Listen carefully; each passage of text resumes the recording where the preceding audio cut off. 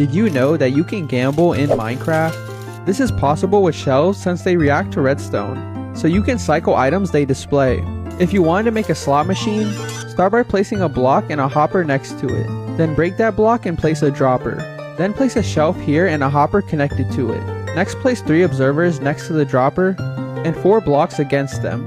Now place redstone on each block and a repeater here and here. Set both of them to 2 ticks. Next place another observer, a copper bulb, a comparator, and 2 more redstone repeaters next to each other. Set these repeaters to 4 ticks. In the back place a gold block with a note block and hit the note block at least 10 times. Now place blocks around the shelf and stairs above it.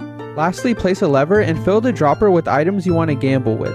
Now when you hit the lever, the items in the shelf will randomize, and when you hit it again, it will reset, just like a slot machine.